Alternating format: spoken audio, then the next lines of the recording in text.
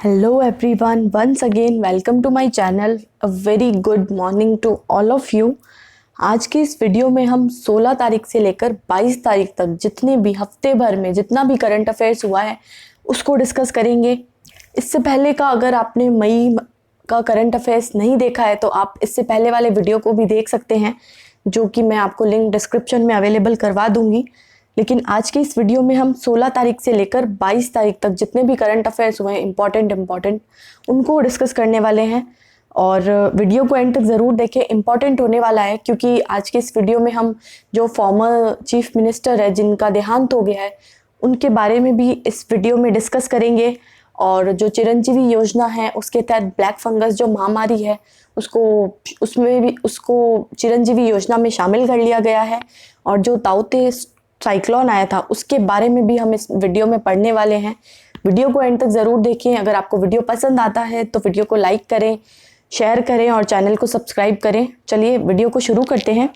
Power grid corporation of India ने CSR के तहत 111.2 लाख की जो राशि है वो जैसलमेर में ऑक्सीजन प्लांट लगाने के लिए जवाहर हॉस्पिटल को प्रदान की है। इम्पॉर्टेंट ये नहीं है कि किसने किसको दिया है, इम्पॉर्टेंट ये है कि CSR क्या होता है। इसको हम देखते हैं। What is CSR? Corporate social responsibility. Company act आया था आज से पहले, उसमें ये कहा गया था कि अगर कोई भी कंपनी है अगर आप वहाँ पे अपना कुछ प्लांट स्थापित कर रहे हैं, वहाँ के जो स्थानीय श्रमिक हैं उनका इस्तेमाल कर रहे हैं, वहाँ के संसाधनों का आप उपयोग में ले रहे हैं, तो उस क्षेत्र के प्रति आपकी भी कुछ जिम्मेदारियाँ बनती है, जिसे हम सामूहिक रूप से कॉर्पोरेट सोशल रिस्पॉन्सिबिलिटी कहते हैं। तो एक प्रावधान किया गया था कंपनी एक्ट में, उसमें ये कहा गया था कि पिछले 3 वर्ष में आपका जितना भी प्रॉफिट हुआ है उसका 2% आपको कॉर्पोरेट सोशल रिस्पॉन्सिबिलिटी के तहत खर्च करना होगा उस क्षेत्र के विकास के लिए। तो ये होता है CSR। इम्पॉर्टेंट है ये। What is CSR? Corporate social responsibility. और इसी के तहत जो power grid corporation of India है इसने जैसलमेर में ऑक्सीजन प्लांट लगाने के लिए ये राशि भेंट की है। नेक्स्ट हम देखते हैं ताउते स्ट्रॉम तो गलत वर्ड है इसके लिए, साइक्लोन चक्रवात आया था। और ये जो चक्रवात है राजस्थान में इसने प्रवेश किया था और अरब सागर से ये उठा था। ये हम देखते हैं यहाँ पे, ये अरब सागर है।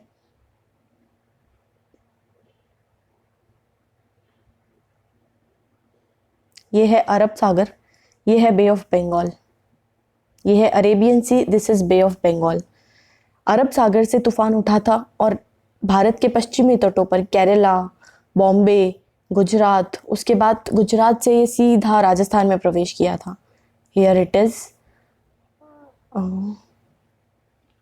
ये रहा राजस्थान का मैप, देख सकते हैं आप। और ये गुजरात से ये राजस्थान में प्रवेश किया था। और राजस्थान में जो इसने प्रवेश है वो राजस्थान के बांसवाड़ा से इसने राजस्थान में प्रवेश किया था। और 2021 का ये पहला चक्रवाती तूफान है और अरब सागर का भी ये पहला चक्रवाती तूफान है। 2 बातें याद रखनी है। पहला तो ये कि ये 2021 का ही चक्रवाती तूफान है जो पहला है, और अरब सागर का भी ये पहला चक्रवाती तूफान है।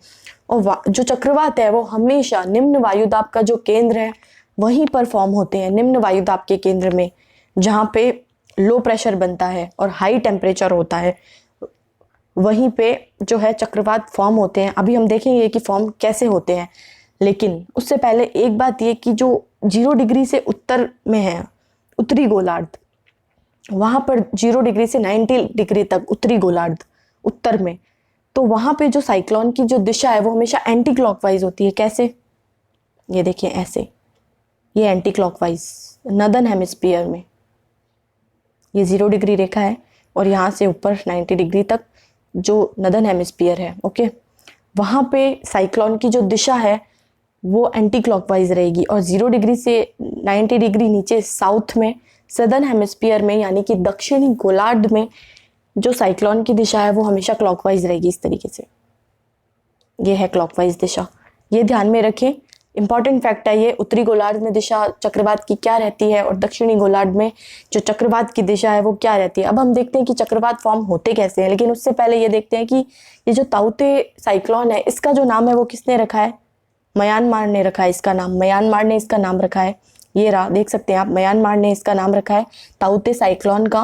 और ताउते का मतलब क्या होता है? इसका मतलब ये होता है एक सरीसृप होता है, छिपकली आवाज करने वाली, उसके नाम पर जो है इसका नाम म्यांमार ने रखा है। नेक्स्ट हम देखते हैं साइक्लोन फॉर्म होता कैसे है। ये है Arabian sea, okay, this is the Arabian sea, अरब सागर है यहाँ पे। होता क्या है, समुद्र की जो हवा है, समुद्र में हवाएं चलती रहती है धीरे धीरे धीरे धीरे धीरे धीरे इस तरीके से, लेकिन कभी यहाँ पे जो है आसपास का टेम्परेचर थोड़ा ज़्यादा होने लगता है, हाई टेम्परेचर होने लगता है समुद्र में। पानी सतह का जो पानी है वो धीरे धीरे गर्म होने लगता है, तो यहाँ पे टेम्परेचर जो है वो हाई हो जाता है और जो प्रेशर है हवा का प्रेशर जो है वो लो हो जाता है, लो प्रेशर का जो केंद्र बनता है। तो चक्रवात हमेशा निम्न वायुदाब के केंद्र में ही आते हैं और आसपास की जो समुद्र की सतह है वहाँ पे जो पानी है और जो समुद्र की सतह का जो नीचे पानी है वो तो ठंडा ही रहता है, सतह का पानी गर्म होता है, तो वहाँ पे जो है वो लो प्रेशर बनता है और जो नीचे पानी है और आसपास में जो पानी है वो ठंडा रहता है, तो वहाँ पे जो बनता है वो हाई प्रेशर बनता है। तो हमेशा हाई प्रेशर से लो प्रेशर की ओर जो हवाएं हैं वो चलती है और इसी तरीके से जो है वो साइक्लोन का फॉर्म होता है। अब आप सोचते होंगे कि ये तो सीधा सीधा है, घूमता कैसे है? कोरियोलिस बल जो होता है वो इस पर प्रभाव डालता है। कोरियोलिस बल के कारण ही जो है ये एंटी क्लॉकवाइज और क्लॉकवाइज इसकी दिशा होती है और इस तरीके से ही ये गोल गोल गोल गोल घूमता है। ओके, तो ये होता है साइक्लोन। बनता कैसे है? उत्तरी गोलार्ध में क्या दिशा होती है और दक्षिणी गोलार्ध में इसकी क्या दिशा होती है, ठीक है। नेक्स्ट हम देखते हैं हेमाराम चौधरी, ये बाड़मेर के गूढ़ामालानी से विधायक रहे हैं, वर्तमान में चर्चा में हैं। क्यों? इन्होंने हाल ही में विधानसभा के जो अध्यक्ष हैं उनको अपना इस्तीफा पेश किया है। विधानसभा का एक अधिनियम है 173, उसके तहत इन्होंने इस्तीफा जो है ऑनलाइन इन्होंने पेश किया है। इससे पहले भी ये इस्तीफा दे चुके हैं 2019 में।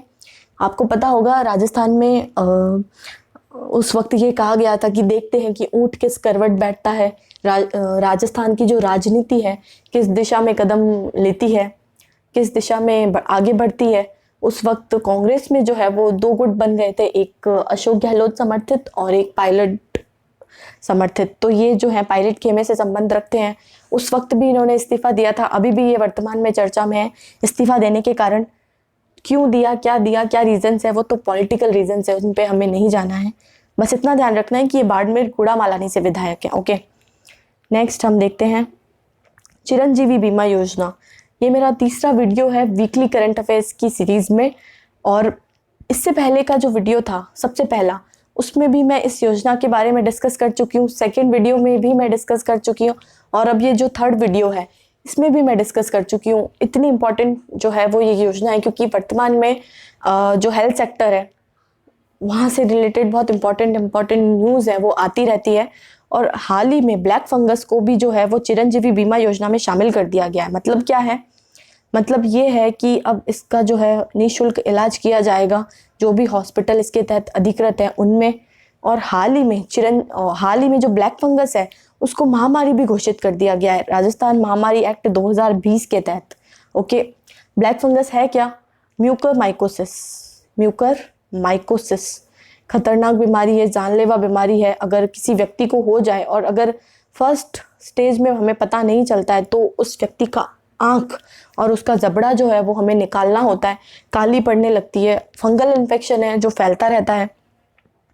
बढ़ता क्यों है? अभी वर्तमान में क्यों बढ़ रहा है? वर्तमान में बढ़ने का कारण है कि कोविड जो पेशेंट्स हैं उनमें इम्यूनिटी भी जो ऑलरेडी कम हो रखी है, कोविड पेशेंट्स को जो है ये वो अपना निशाना बना रहा है।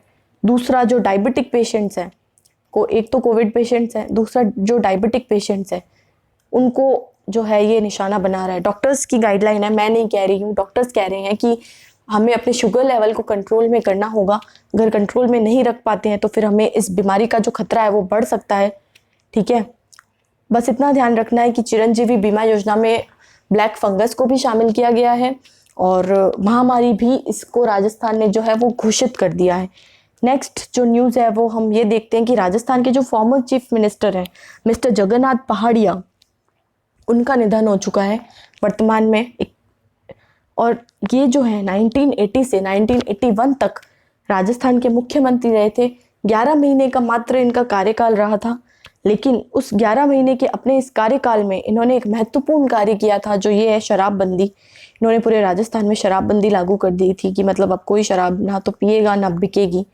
दैट्स द फंडा। इन्होंने ये जो है चीज़ लागू की थी अपने 11 महीने के छोटे से कार्यकाल में।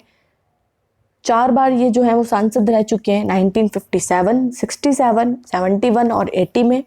और 4 बार ये जो है ये विधायक भी रहे हैं, 1980 में, 1985 में, 1990 में और 2003 में।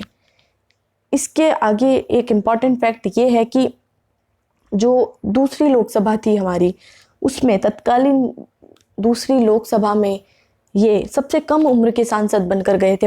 मात्र 25 वर्ष की उम्र में ये सांसद बनकर गए थे। तत्कालीन समय के सबसे कम उम्र के ये सांसद रहे थे। और एक ये भी फैक्ट इनके बारे में इम्पॉर्टेंट है कि ये दो बार नहीं, हरियाणा और बिहार के राज्यपाल भी रह चुके हैं। तो एग्जाम में ऐसा पूछ लेगा कि जगन्नाथ पहाड़िया के बारे में सत्य या असत्य कथन को पहचानिए। नंबर 1, ये हरियाणा और बिहार के राज्यपाल भी रह चुके हैं। तत्कालीन लोकसभा में जो है सबसे कम उम्र के सांसद भी रह चुके हैं। मुख्यमंत्री रहते हुए इन्होंने शराबबंदी भी लागू की थी। ऐसे करके पॉइंट्स में हमसे पूछा जा सकता है, ध्यान में रखिएगा इसको। नेक्स्ट हम देखते हैं राजस्थान आयुर्वेद जो विद्यालय है जोधपुर में। ओके, बच्चों को कोरोना वायरस की जो 3rd वेव है उससे बचाने के लिए एक आयुष प्रोटोकॉल बनाया जाना है। और उसके तहत राजस्थान के जो आयुर्वेद विद्यालय है उसके जो कुलपति हैं अभिमन्यु कुमार, इनकी अध्यक्षता में एक टीम गठित की गई है। सेंट्रल गवर्नमेंट ने इनको अधिकृत किया है। क्या करना है, बच्चों को कोरोना से बचाना है तो इसके लिए आयुष प्रोटोकॉल बनाए जाने हैं। आयुष का मतलब क्या होता है, बस इतना ध्यान रखिएगा राजस्थान के कॉन्टेक्स्ट में कि आयुर्वेद जो विद्यालय है जोधपुर में उसको अधिकृत किया गया है आयुष प्रोटोकॉल बनाने के लिए। क्या है आयुष प्रोटोकॉल, इसको हम देखते हैं। ए का मतलब है Ayurveda, A means Ayurveda, Y means Unani, Y means yoga, Y means yoga,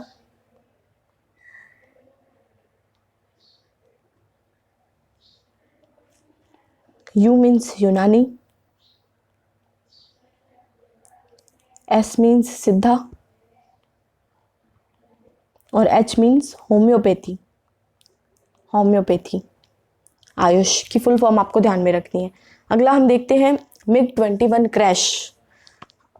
Rajasthan में एक एयरबेस है, सूरतगढ़ गंगानगर में है एयरबेस। वहाँ से एक जो MiG-21 है उसने उड़ान भरी थी और जो पायलट थे इसके अभिनव चौधरी जी, वो इसमें शहीद हो चुके हैं, जो कि पंजाब के मोगा में क्रैश हुआ था। बस इतना ध्यान रखना है कि सूरतगढ़ एयरबेस से इन्होंने उड़ान भरी थी और मोगा में जो है वो MiG-21 क्रैश हो चुका है। MiG-21 आपको याद है ना, जो विंग कमांडर अभिनंदन थे, पाकिस्तान में इनका भी क्रैश हो चुका था, लेकिन उन्होंने सेफ लैंडिंग की थी और वो बच गए थे। फिर भारत उनकी वापसी हुई थी। ठीक है, तो वही MiG-21 है। ये काफ़ी आउटडेटेड हो चुका है, अब ये इसको अपडेट करना है, लेकिन क्रैश हो गया है। ये इतना ध्यान रखना है कि सूरतगढ़ एयरबेस से जो है राजस्थान में इन्होंने उड़ान भरी थी, राजस्थान से इन्होंने उड़ान भरी थी। ओके, वर्तमान में राजस्थान में कितने सैन्य हवाई अड्डे हैं? टोटल 6, और जो भी हैं वो वेस्टर्न राजस्थान में ही है, जैसे कि जैसलमेर में है, बीकानेर में है, जोधपुर में है, गंगानगर सूरतगढ़ में है। इसको ध्यान में रखना है। और राजस्थान की प्रमुख महिला पायलट्स कौन कौन रह चुके हैं जो चर्चा में रहती हैं? एक तो है प्रिया पूनिया और एक है मोहिना सिंह। ये 2 पायलट हैं और ये जो दोनों की दोनों हैं वो शेखावटी रीजन से बिलोंग करती है, यानी कि चूरू झुंझुनू से ये हैं, वो संबंध रखती हैं। नेक्स्ट हम देखते हैं जीवन ज्योति फाउंडेशन। क्या है ये फाउंडेशन? इतना हमें ध्यान रखना नहीं है, लेकिन छोटी सी पहल की है इन्होंने। रोटी बैंक स्थापित किया है। कहाँ पे स्थापित किया है? करौली में। बस इतना ध्यान रखना है कि रोटी बैंक स्थापित किया गया है करौली में। जीवन ज्योति फाउंडेशन ने क्यों किया है? कोविड बीमारी चल रही है, जो ज़रूरतमंद है उनको खाना अवेलेबल करवाने के लिए ये जो रोटी बैंक है वो स्थापित किया गया है। नेक्स्ट हम देखते हैं भंवर सिंह जी का निधन हो गया है। कौन थे ये एक स्विमर हैं, तैराक हैं ये। चर्चा में क्यों है, निधन हुआ है इनका हाल ही में, और 6 साल तक जो है ये नेशनल डाइविंग चैंपियन रहे हैं। 1970 में जब एशियन गेम्स हुए थे तो वहाँ पे इन्होंने इंडिया की जो तैराकी टीम थी उसका प्रतिनिधित्व किया था। एशियन गेम्स में तैराकी टीम का एशियन गेम्स में इन्होंने प्रतिनिधित्व किया था, और अपने उत्कृष्ट प्रदर्शन के लिए इनको अर्जुन अवार्ड से भी सम्मानित किया जा चुका है। इंडिया ने इन्हें अर्जुन अवार्ड से भी सम्मानित किया है। ओके, इतना ध्यान रखना है इनके बारे में। राजस्थान से संबंध रखते हैं भंवर सिंह जी। 6 साल तक नेशनल डाइविंग चैंपियन भी रहे हैं ये। नेक्स्ट हम देखते हैं पॉलिटेक्निक शिक्षा ऐप। वर्तमान में जो परिस्थितियां चल रही है, पढ़ाई पूरी तरीके से ठप हो रखी है, लेकिन करनी तो है ही, हम घर पे बैठे हैं, लेकिन फिर भी हमें अपनी पढ़ाई को नहीं छोड़ना है, क्योंकि कंपटीशन तो है और भी बढ़ेगा जैसे जैसे ये सिचुएशन और क्रिटिकल होती जाएंगी। तो उसी को ध्यान में रखते हुए पॉलिटेक्निक शिक्षा ऐप, जो तकनीकी राज्य मंत्री है सुभाष गर्ग, उन्होंने इसको ऐप को लॉन्च किया है। इसमें जो टेक्निक से रिलेटेड जो पाठ्यक्रम है उनको इस ऐप पे अपलोड किया जाएगा, ताकि तकनीकी शिक्षा से संबंधित जो स्टूडेंट्स हैं वो इसका फ़ायदा उठा सके। नेक्स्ट हम देखते हैं automatic cloth bag vending machine Chittorgarh में स्थापित हुई है। राजस्थान की पहली क्लॉथ बैग वेंडिंग मशीन है क्या ये?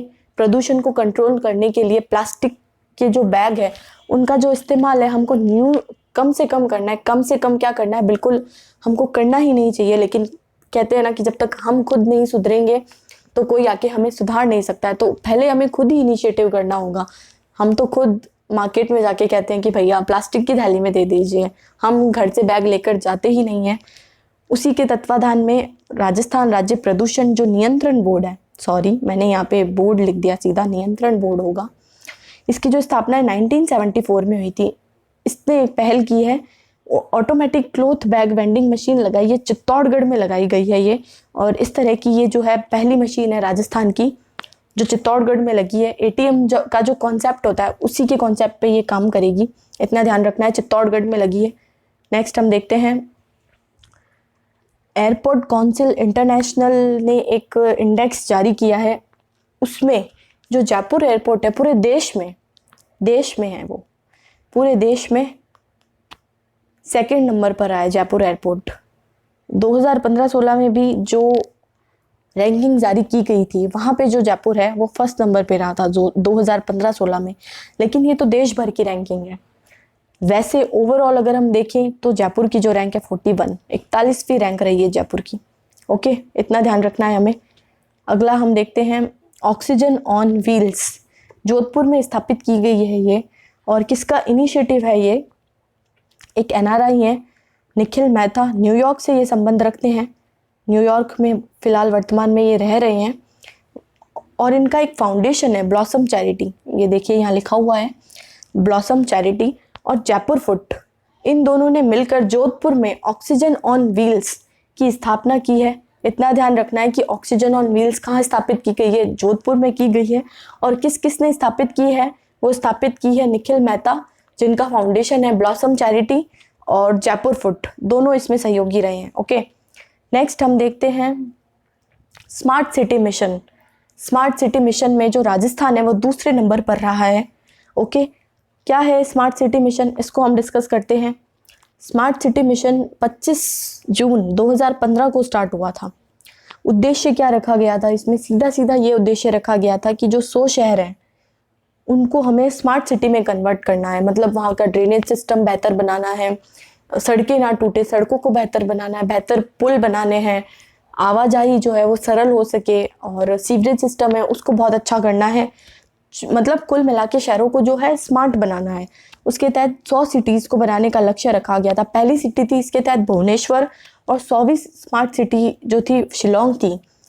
एक बात और, 2018 RAS का एग्ज़ाम हुआ था, आप पेपर उठा के देखिएगा, वहाँ पे 1 लाइनर सीधा क्वेश्चन आया था करंट अफेयर्स से कि जो 100वीं स्मार्ट सिटी है वो कौन सी है? आंसर था उसका शिलोंग। ओके, तो करंट अफेयर्स के बारे में यही है कि अगर आपको आता है तो आप कर देंगे, नो इफ नो बट्स, लेकिन अगर आपको नहीं आता है तो आप तुक्का इसमें नहीं लगा सकते हैं। बाकी और सब्जेक्ट्स में हम तुक्का लगा सकते हैं क्योंकि हमने उसको पढ़ा होता है, लेकिन करंट अफेयर्स में आप तुक्का नहीं लगा सकते। तो पढ़ के जाइए अच्छे से करंट अफेयर्स, मुश्किल नहीं है, कोशिश कीजिए। और चलिए आगे हम देखते हैं। तो जो स्मार्ट सिटी मिशन है, राजस्थान इसमें सेकंड नंबर पे है। और राजस्थान के इसमें कितने शहर शामिल है? टोटल 4। कहाँ गया? राजस्थान के इसमें टोटल 4 शहर शामिल है। पहला है उदयपुर, दूसरा है कोटा, तीसरा है अजमेर, चौथा है जयपुर। और उदयपुर की जो रैंक है इसमें 8th है, और जो जयपुर की जो रैंक है इसमें 36th है। इतना ध्यान नहीं रखना है, बस ध्यान रखना है कि राजस्थान सेकंड नंबर पे रहा था। नेक्स्ट हम देखते हैं राजस्थान का छठा वित्त आयोग जो चर्चा में है, इसके अध्यक्ष कौन है? वर्तमान में जो इसके अध्यक्ष बनाए गए हैं वो प्रद्युमन सिंह को बनाया गया है। और इसके जो 2 सदस्य हैं वो एक है लक्ष्मण सिंह रावत, दूसरे हैं अशोक लाहोटी। वर्तमान में चर्चा का कारण क्यों है? वर्तमान में चर्चा का कारण इसीलिए है क्योंकि हाल ही में इसके सदस्य सचिव की जो नियुक्ति है वो राज्यपाल ने की है। बन्ना लाल को जो है वो वित्त आयोग का सदस्य सचिव बनाया गया है। राजस्थान में जो वित्त आयोग है उसका गठन अनुच्छेद 243I और 243Y के तहत किया जाता है। 243 जो आई है वो तो स्थानीय निकायों के लिए, ग्रामीण निकायों के लिए, और जो 243Y है वो शहरी स्वशासन के लिए है, यानी कि नगर परिषद, नगर पालिका के लिए है। ओके, इतना हमको ध्यान में रखना है। नेक्स्ट हम देखते हैं PC व्यास का निधन हो चुका है। कौन थे ये? बस इतना ध्यान रखना है कि राजस्थान शिक्षा बोर्ड के ये अध्यक्ष रह चुके हैं, बस इनके बारे में इतना ही।